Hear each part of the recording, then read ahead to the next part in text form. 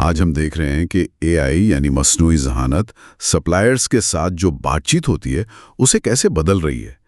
اس پر Harvard business review کا ایک بڑا دلچسپ مضمون ہے، HBR.org پر آیا تھا 24 جولائی 2025 کو۔ لکھنے والے ہیں ایلینا ریویلا اور ماریا چیسس سینز۔ تو پہلے تو اے آئی صرف چھوٹے موٹے کام کرتا تھا نا، اب تو یہ خریداری کے بڑے فیصلوں میں بھی آ رہا ہے۔ ہم یہی سمجھنا چاہ رہے ہیں کہ یہ تبدیلی کیسے آ رہی ہے اور اس کے اثرات کیا ہیں۔ چلیں ذرا اس میں گہرائی سے جاتے ہیں۔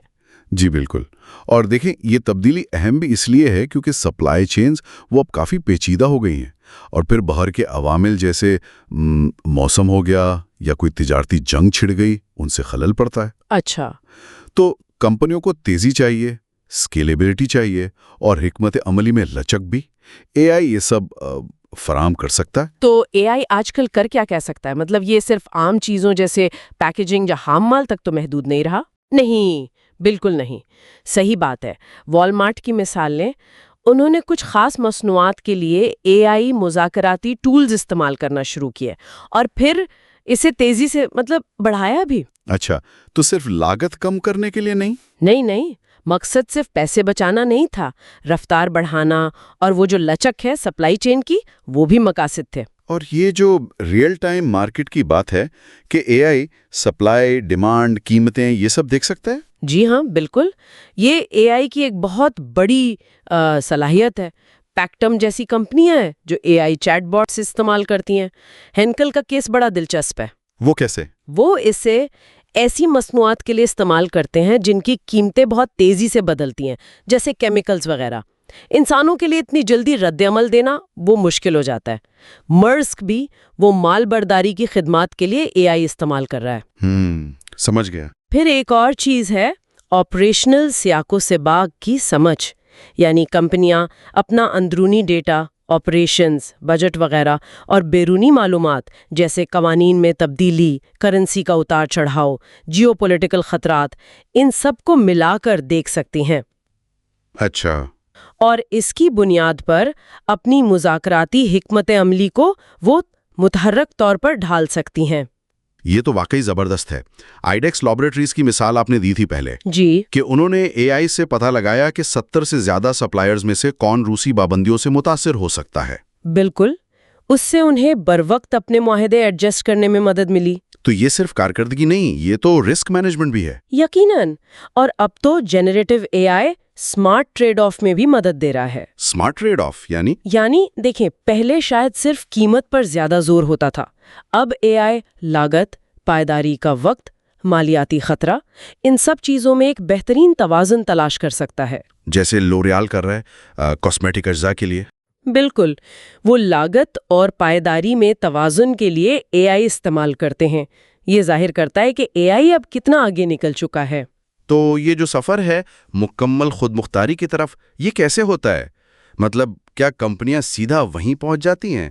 نہیں، یہ ایک سفر ہے، کئی مراحل ہیں۔ پہلا مرحلہ تو ہے معاونتی یا اسسٹڈ۔ اچھا، یعنی مددگار پائلٹ جیسا؟ ہاں بالکل۔ اے آئی مشورہ دیتا ہے، معلومات دیتا ہے، لیکن حتمی فیصلہ انسان کا ہوتا ہے۔ جیسے لیومیننس کا سسٹم ہے، وہ معاہدوں میں خطرات بتا سکتا ہے یا مسودہ بنا سکتا ہے، لیکن منظوری انسان دے گا۔ ٹھیک ہے۔ یا ریگریلو ہے، وہ مختلف ممکنہ صورتحال یعنی سینیریوز بنا کر دکھاتا ہے تاکہ مذاکرات کار بہتر فیصلہ کر سکیں۔ اس کے بعد پھر اگلا قدم وہ غالباً نیم خود مختار یا سیمی آٹونومس والا ہوگا۔ جی ہاں، یہاں سسٹم کو تھوڑی زیادہ آزادی ملتی ہے، جیسے وہ پہلے سے منظور شدہ شرائط قبول کر لے یا ایک طے شدہ حد کے اندر قیمت ایڈجسٹ کر دے۔ لیکن بڑے فیصلے اب بھی انسانی کرتا ہے۔ بالکل، اہم فیصلے انسانی کنٹرول میں رہتے ہیں۔ NTT data, Musk, Vodafone, Deutsche Telekom, یہ سب اس کی مثالیں ہیں۔ ماسک میں تو اے آئی وقت کے ساتھ سیکھتا بھی گیا، لیکن فائنل اوکے انسان ہی دیتا ہے۔ اور پھر آخری مرحلہ فلی آٹونومس۔ جی، یہاں سسٹم کچھ طے شدہ دائرہ کار یعنی گارڈ ریلز کے اندر شروع سے آخر تک مذاکرات خود سنبھال لیتا ہے، بغیر انسانی مداخلت کے؟ ہاں اکثر، جیسے والمارٹ کم منافع والی اشیاء کے لیے استعمال کرتا ہے، یا AMD جو لومیننس کا آٹو مارک اپ استعمال کرتا ہے، مثلا NDAs جیسے معاہدوں کے لیے۔ اس پورے سسٹم کو چلانے کے لیے کیا چیزیں سب سے اہم ہیں؟ ڈیٹا کا معیار تو یقیناً ہوگا۔ بالکل، ڈیٹا کی کوالٹی، اس کی درستگی اور وہ بر وقت ہو، یہ لازمی ہے۔ AI کا سارا دار و مدار اسی پر ہے۔ اور ساتھ ہی ڈیٹا کی رازداری اور حفاظت، انکرپشن، ایکسس کنٹرول، یہ سب بہت ضروری ہیں۔ ٹھیک ہے، یہ صرف اپنی حفاظت نہیں، سپلائرز اور ریگولیٹرز کے ساتھ اعتماد بنانے کے لیے بھی اہم ہے۔ اور اگر AI سے کوئی غلطی ہو جائے تو ذمہ داری کس کی؟ ذمہ داری کمپنی کی ہی ہوتی ہے۔ اسی لیے واضح احتسابی فریم ورک یعنی اکاؤنٹیبلٹی بہت ضروری ہے، اور قانونوں کی پابندی جیسے GDPR یا AI ایکٹ ان پر عمل کرنا لازمی ہے۔ اکثر سنسارز فیصلوں میں انسانی نگرانی کی شرط بھی ہوتی ہے۔ یعنی مکمل طور پر AI پر نہیں چھوڑ سکتے؟ فی الحال تو مشکل ہے، اور اعتماد بنانے کے لیے یہ بھی ضروری ہے کہ AI ماڈل وضاحت دے سکیں۔ وضاحت؟ مطلب یہ بتا سکیں کہ وہ کسی نتیجے پر کیوں پہنچا۔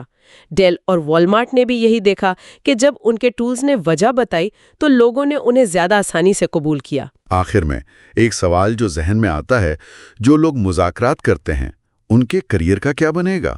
خاص طور پر جونیئر لوگ، کیا آٹومیشن سے ان کی نوکریاں خطرے میں ہیں؟ یہ فکر اپنی جگہ ہے، لیکن شاید تھوڑی مبالغہ آمیز ہو۔ دیکھیں، بار بار ایک جیسے معاہدوں کو پڑھنا یہ کسی کو بہترین مذاکرات کار نہیں بناتا۔ صحیح۔ آٹومیشن تو دراصل لوگوں کو وقت دے گی کہ وہ زیادہ اسٹریٹیجک، زیادہ اہم اور پیچیدہ مذاکرات پر توجہ دیں، جہاں انسانی فیصلے، تعلقات، وہ سب اہم رہتے ہیں۔ تو خلاصہ کرے تو AI اب صرف کام آسان کرنے والا ٹول نہیں رہا، بلکہ سپلائر مذاکرات میں ایک اسٹریٹجک پارٹنر بن گیا ہے۔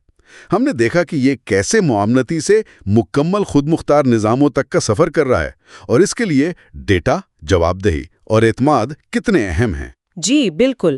اور ایک آخری بات جو میں شامل کرنا چاہوں گی، ایک سوال جو سوچنے پر مجبور کرتا ہے۔ جیسے جیسے AI زیادہ سے زیادہ مذاکرات خود سنبھالے گا، مستقبل میں ایک انسانی مذاکرات کار کی سب سے اہم، سب سے خاص مہارت کیا ہوگی؟ کیا وہ حکمت عملی بنانا ہوگی، یا تعلقات استوار کرنا، یا انسانوں کے پیچیدہ رویوں کو سمجھنا، یا کچھ اور؟ یہ ایک اہم سوال ہے جس پر ہمیں غور کرتے رہنا چاہیے۔ بہت خوب، یہ واقعی ایک اہم نکتہ ہے۔